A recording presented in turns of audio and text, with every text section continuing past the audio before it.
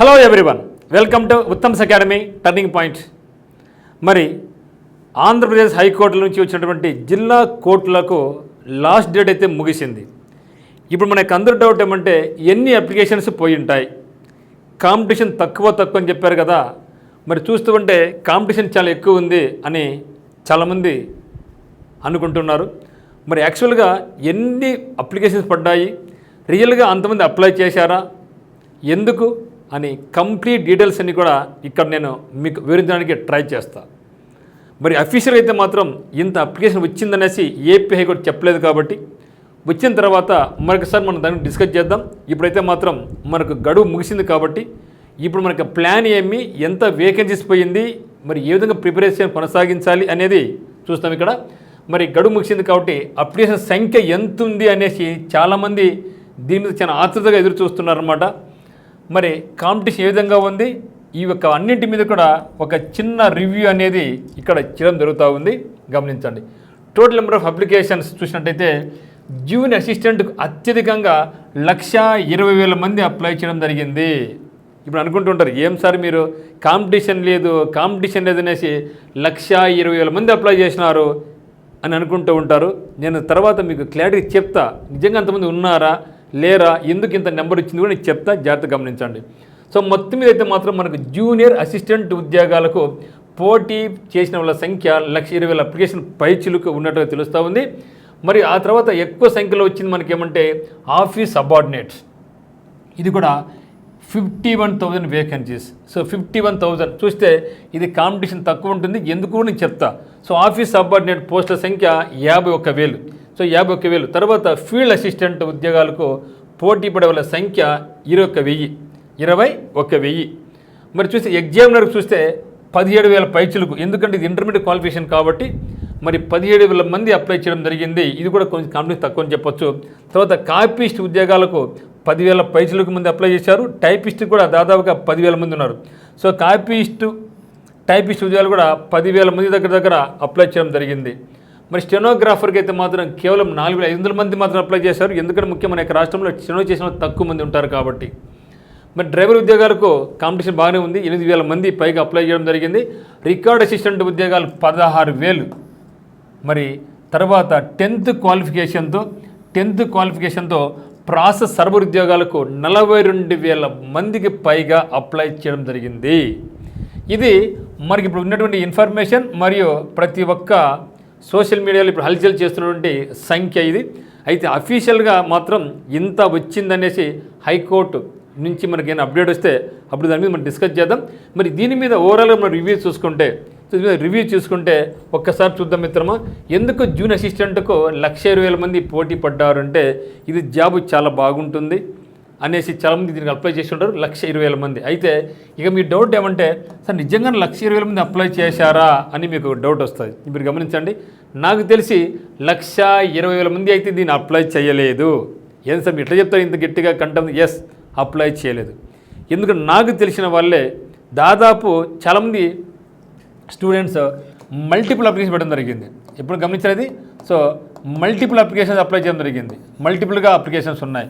So మన turning point ఇన్స్టిట్యూట్లో చూస్తే ఒక అభ్యర్థి గరిష్టంగా 8 జిల్లాలకు అప్లై చేశాడు. 8 డిస్ట్రిక్ట్స్ అప్లై చేయడం జరిగింది ఒక అభ్యర్థి. మరి యావరేజ్ మీద అయితే కొందరు మినిమం ఒక అభ్యర్థి 3 పోస్టులు అప్లై చేయడం, 3 జిల్లాలకు ఇదే జూనియర్ అసిస్టెంట్ ఉద్యోగాలనే 3 జిల్లాలకు అప్లై చేయడం జరిగింది. కొందరు మాత్రం 1, 2 తప్పితే మ్యాక్సిమం మెంబర్స్ అందరూ కూడా మల్టిపుల్స్ అప్లై చేయడం జరిగింది.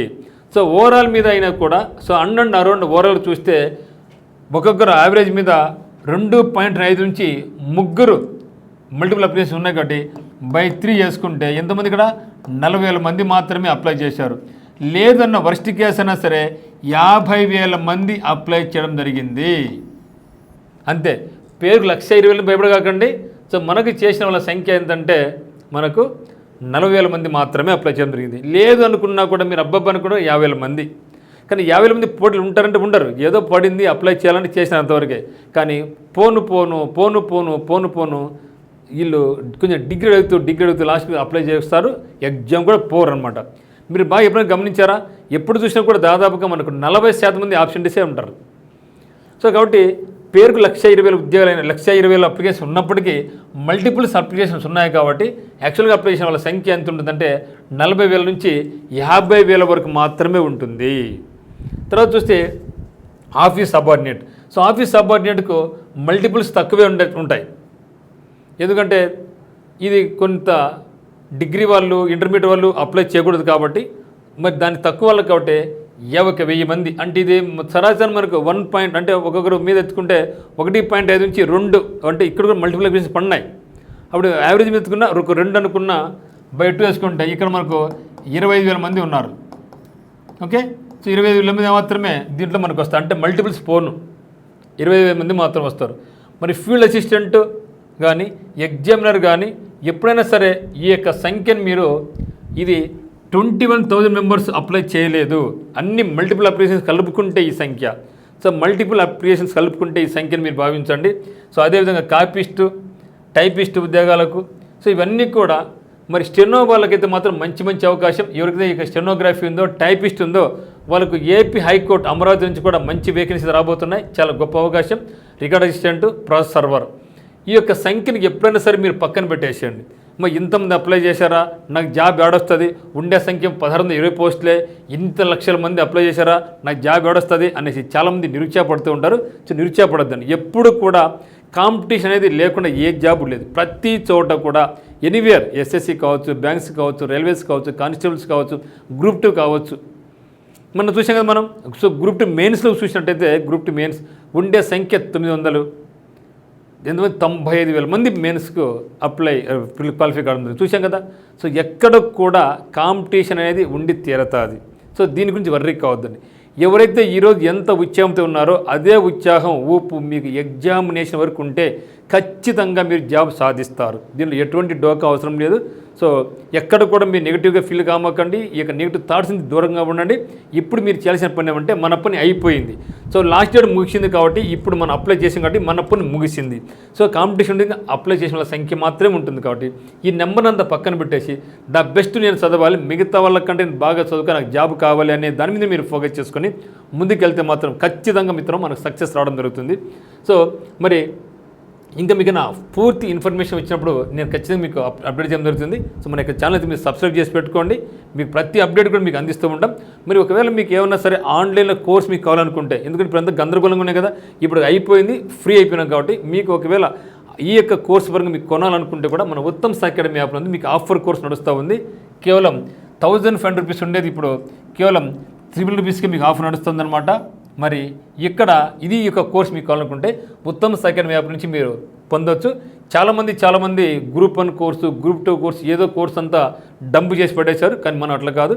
మీకు ఏదైతే అవసరమో దాన్ని మాత్రం తీసుకొని వచ్చి ప్రీవియస్ పేపర్లు అయితేనేమి, గ్రాండ్ టెస్ట్లు అయితేనేమి, చాప్టర్ వైజ్ టెస్టులు అయితేనేమి, సో లేటెస్ట్ ప్యాటర్న్లోనే అన్నీ కూడా వీడియోస్ అని చేస్తూ ఉన్నాం. ఇప్పుడు ఉండేటే కాకుండా మీకు అన్నీ కూడా అప్డేట్ జరుగుతూ ఉన్నాయి. ఇంగ్లీష్ మీద ఎక్స్ట్రాడినరీగా మీకు తెలుగులో మీని కూడా చెప్పడం జరిగిందనమాట. కంప్లీట్లీ ప్రీవియస్ ఇయర్ బేస్ చేసుకొని మనం చేసినటువంటి వీడియోస్ అన్నీ కూడా అనమాట. సో అదే మాదిరిగా జిల్లా కోర్టులతో పాటుగా మీరు త్వరలోనే హైకోర్టులు ఉద్యోగాలు పడుతూ ఉన్నాయి. అది ఇన్ఫర్మేషన్ ఇచ్చిన వెంటనే మీకు ఇన్ఫార్మ్ చేస్తాను. అదే మాదిరిగా జిల్లా కోర్టుకి సిలబస్ ఏమైతే ఉందో హైకోర్టు వాటికి కూడా సిలబస్ అదే జీకే అండ్ ఇంగ్లీష్ మాత్రం ఉంది. సో కాబట్టి ఇక్కడ మీకు ఇంగ్లీష్ మీద కానీ, జీకే మీద కానీ, గ్రాండ్ టెస్ట్ మీద కానీ, కరెంట్ అఫైర్స్ మీద కానీ, మరియు జిల్లా యొక్క సమాచారం అయితేనేమి, మరి జీకే పీడిఎఫ్ అయితేనేమి, ఏది కావాలంటే అది మీకు అందుబాటులో ఉంది. మీరు చేసిన పనుల్లో మొత్తం సెకండ్ మీరు డౌన్లోడ్ చేసుకొని అక్కడ కోర్సు ఏమైతే ఉందో చూడండి. మీకు ఖచ్చితంగా ఎగ్జామినేషన్ వరకు కూడా ఉన్న వీడియోస్ కాకుండా అప్డేట్ మీకు జరుగుతూనే ఉంటుంది. మరి మరొక ఇప్పుడు ఏం చేస్తామంటే ఇక మీద ప్రతి సండే కూడా free grand test. So all Andhra grand test. So all Andhra grand test అనేది ఇప్పుడు అనౌన్స్ చేయబోతున్నాం. మీకు ప్రతి సండే ఒక టైం చెప్తాను. ఆ రోజు మీరు మన యాప్లోకి వెళ్ళేసి మీ యొక్క స్కోర్ ఎంత వచ్చింది, మీరు ఏ స్థాయిలో ఉన్నారో కూడా మీరు తెలుసుకోవచ్చు. సబార్డినేట్ కూడా ఎగ్జామ్ పెడతాం, జూనియర్ అసిస్టెంట్ కూడా ఎగ్జామ్ పెట్టడం జరుగుతుంది అనమాట. సో మీరు అందరూ ఖచ్చితంగా సండే రోజు అయితే మాత్రం మరి మన ఈ యొక్క ఎగ్జామ్ రాయాలంటే విధి విధానం ఎందుకు కూడా చెప్తాను తర్వాత. ఇప్పుడైతే మాత్రం మీరు ఏం చేయాలంటే మనకి యాప్ అనేది మీరు డౌన్లోడ్ చేసి పెట్టుకోండి. ప్రతి సండే మీకు గ్రాండ్ టెస్ట్ను ఆల్ ఆంధ్ర గ్రాండ్ టెస్ట్ ఫ్రీగా మీకు అందిస్తాం. ఆ రోజు మీరు ఏ స్థాయిలో ఉన్నారో కూడా మీకు తెలుసుకోవడానికి ఈ యొక్క ఉత్తమ్ అకాడమీ ప్లాట్ఫామ్ మీకు గొప్ప అద్భుతమైన అవకాశం ఇస్తుంది. ఇప్పుడే మీరు కింద డిస్క్రిప్షన్ ఉన్నటువంటి ఉత్తమ్ అకాడమీ యాప్ డౌన్లోడ్ చేసుకోండి. ఫ్రీ టెస్ట్ కొరకైనా సరే ఒక మీకు కోర్స్ నచ్చితే మాత్రం మీరు పర్చేజ్ చేసుకోండి. సో అందరికీ all the very best. Thank you for watching.